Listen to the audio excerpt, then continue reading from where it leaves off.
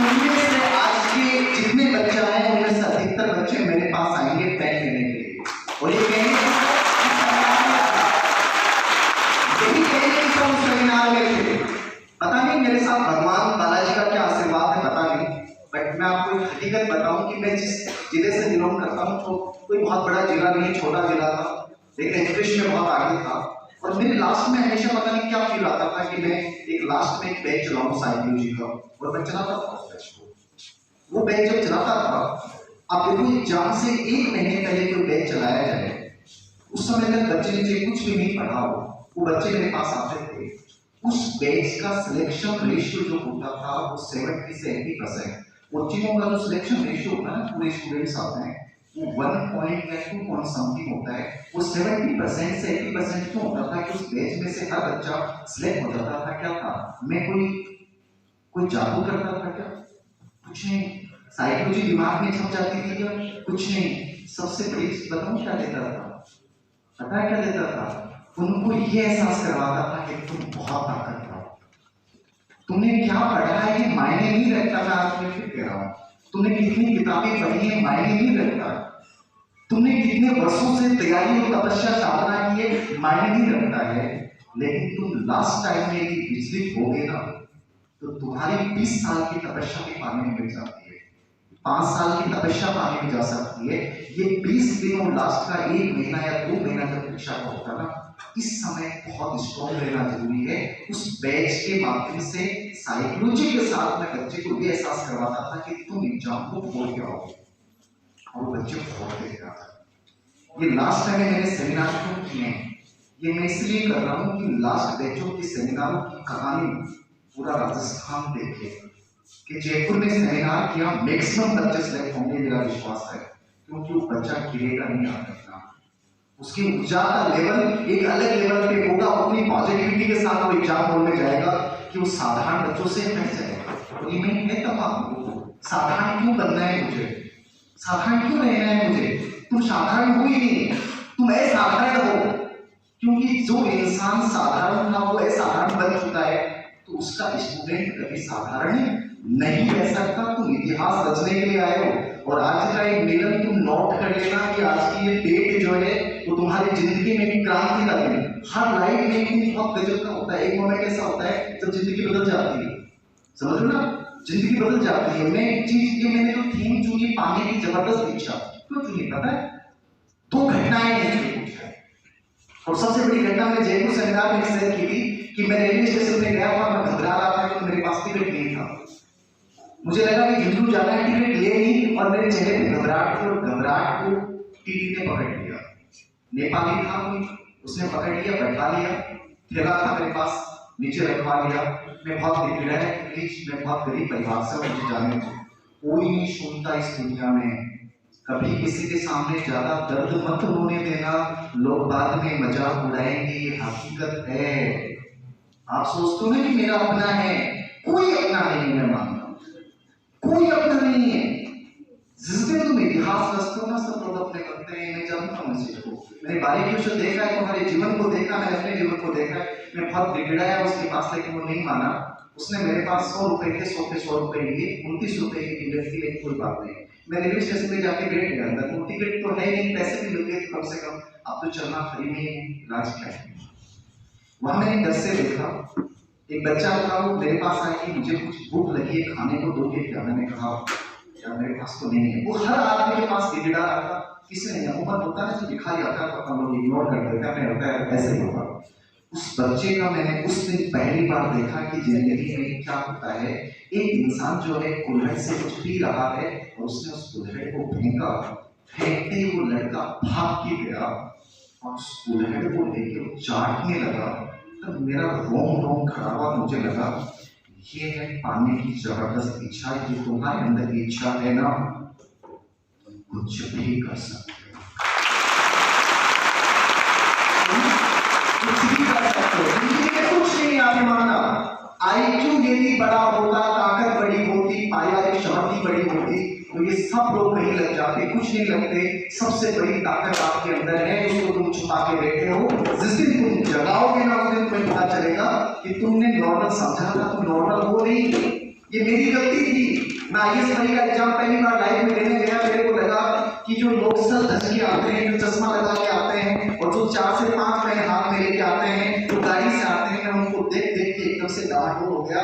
मेरा लाइफ का पहला कॉम्पिटिशन एग्जाम एमए कर रहा था और मैंने उसको देखा, मैं उन लोगों को देख के डर गया कि यार ये लोगों के बीच में अपना क्या औकात है, अपना औकात क्या है, ये इतने सब धस के और इतने अलग लेवल के आते हैं। मैं रिनोल्ट का एक पेन लेके गया था एग्जाम देने के लिए आईएएस करीब। मैं पूरे एग्जाम हॉल में पेपर को कम देखा और मेरे माइंड में चलने लग गया कि अपन गलत दुनिया में आ गए यार, कि दुनिया कैसे वालों की है। यहाँ ये जो बड़े लोग होते हैं ना, ये बड़े अलग लेवल पे आते हैं, यही लोग आगे बड़े पदों पे जाते हैं। लेकिन उसके बाद मेरा भ्रम टूटा कि नहीं, ऐसा कुछ नहीं है। लाइफ में सबसे इंपॉर्टेंट चीज है तुम्हारी उस ताकत को तुम हीनता से मत प्रदर्शित कर लेना। आप में से कई बच्चे मुझे मैसेज करते हैं, कॉल करते हैं कि सर मैं गरीब परिवार से हूँ, सर मुझे वो इंसान ऐसा कर रहा है, मुझे वो धोखा देगा, देखने दो ना, फर्क नहीं पड़ता। जितना त्याग और संघर्ष तुम्हारा आज हो रहा था ना, ये लौट के आएगा, याद रखना। ये लौट के आएगा। मैं इसलिए बोल रहा हूँ आपको, मैं गंगानगर एक बार एक प्रोग्राम में डिबेट बोलने का मुझे बड़ा चाव था, मैं आ गया मेरे दोस्त के कहने पर। वो दोस्त बोला मैं तेरे को रूम पे रुका दूंगा, आ जाना, तू अच्छा परिवार का था। मैं भरोसा करके आ गया, लेकिन भरोसे टूटने के लिए बने होते हैं, याद रखना। रात को 10 बजे आया गंगानगर रेलवे स्टेशन पे, पूरी रात रेलवे स्टेशन पे आंखों में आंसू आते रहे। वो लड़का मुझे लेने नहीं आया, उसने कॉल भी नहीं किया, लेकिन मैंने कहा कि संघर्ष लौट के आता है, कर्ज चुकाता है। त्याग और बलिदान जो तुम आज कर रहे हो ना, वो चुकाएगा। आज से 1 साल पहले उस लड़के का मेरे पास फोन आया कि धीर जानते हैं क्या? देखा कौन? गंगानगर वाला। हाँ, मैं क्यों नहीं जानूंगा, तुझे कैसे भूल सकता हूँ यार, तेरे साथ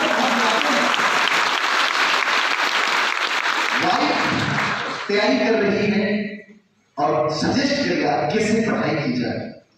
वो जो सुकून है ना, वो जो सुकून है ना, वो आपको फील करवाता है कि जो लोग तुम्हें ठोकरे मारते हैं ना, एक दिन वो एक दिन तुम्हारी जिंदगी में दोबारा आएंगे, लेकिन उस दिन उनका स्वरूप अलग होगा, तुम्हारा स्वरूप क्या होगा, अलग होगा। यही जीवन की कहानी है, यही जीवन की कहानी है, याद रखना।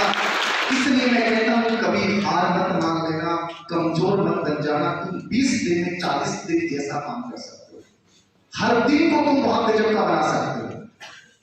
सकते कि तुम्हारे अंदर जो मैं जुनून बोल रहा हूँ, ये इच्छा शक्ति बोल रहा हूँ कि तुम्हारे अंदर आ जाए, कुछ भी कर सकते हो। आप में से कितने लोग मानते हैं कि पर्वत को हिलाया जा सकता है? पर्वत को हिलाया जा सकता है? कोई मानते हो? 4-5 लड़कियों ने हाथ ऊंचा किया, पर्वत को हिलाया जा सकता है? पर्वत को हिलाया जा सकता है क्या? मैं मानता हूँ पर्वत को हिलाया जा सकता है। मैं मानता हूँ पर्वत को हिलाया जा सकता है। आप होनी चाहिए, याद रखना। दशरथ मांझी की पत्नी प्रसव पीड़ा से मर गई, 55 किलोमीटर लंबे पहाड़ को चीरते चीरते, और अपने गांव वालों के साथ पहुंच गया कलेक्टर के पास। हमारे गांव के आईएएस अधिकारी हैं, ऐसे कोई आईएएस अधिकारी था, पहुंच गया और यही सवाल उसने कहा कि साहब इस पर्वत को स्थानांतरित किया जा सकता है क्या? कलेक्टर और अधिकारी सब हंसने लगे कि अपनी पत्नी की मृत्यु से ये पागल हो चुका है। क्या पर्वतों को कभी स्थानांतरित किया गया है? क्या पर्वतों को कभी हिलाया गया है? क्या पर्वतों को 55 किलोमीटर लंबे पहाड़ के तोड़ के क्या रास्ता बनाया जा सकता है?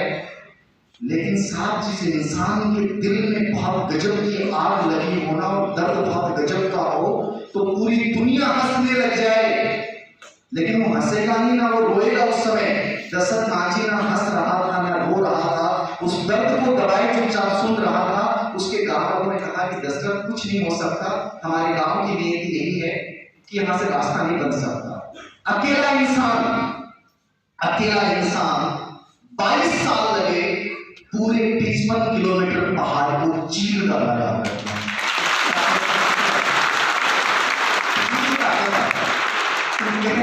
कुछ नहीं किया जा सकता, क्या पागल बात कर रहे हो तुम लोग? नहीं कर सकते।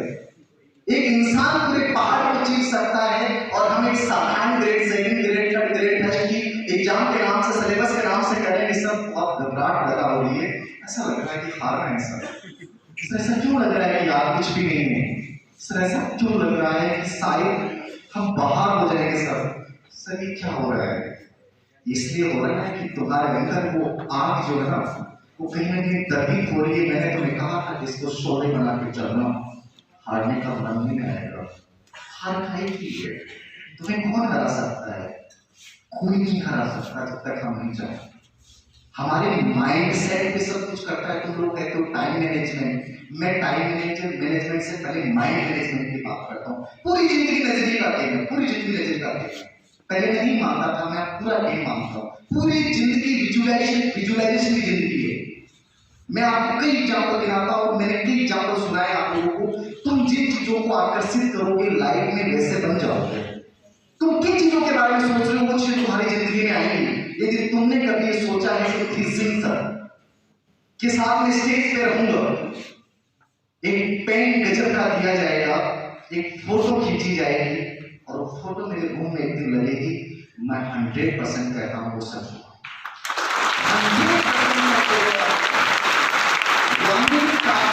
आकर्षण की बहुत गजब की ताकत है। मेरा मनोविज्ञान समझा रहा हूं तुम लोगों को। तुम कहते हो कि सर सब कुछ, अरे सब कुछ प्राप्त करने के तरीके हैं, बस तुम घबरा रहे हो। तुम घबरा रहे हो, अभी कुछ नहीं है। इस आकर्षण को, विश्वास को आकर्षित करो। विश्वास कौन सा? विश्वास कौन सा? नॉर्मल बच्चे विश्वास करते हैं, नॉर्मल बच्चे विश्वास करते हैं कि हो जाएगा सर। विश्वास मत करो। क्या करो? बड़ा विश्वास। हर चीज में अलग करो। विश्वास नहीं, कौन सा विश्वास? बड़ा विश्वास। विश्वास नॉर्मल बच्चा करेगा। नॉर्मल बच्चे क्या कर रहे हैं? तैयारी कर रहे हैं, प्रिपरेशन कर रहे हैं। तुमको मैंने क्या बोला है? साधना करनी है। क्या करनी है? साधना। अर्जुन जब महाभारत युद्ध में खड़ा हुआ था ना, तो अर्जुन हड़बड़ाए क्यों आप लोगों की तरह? अर्जुन को ट्रेनिंग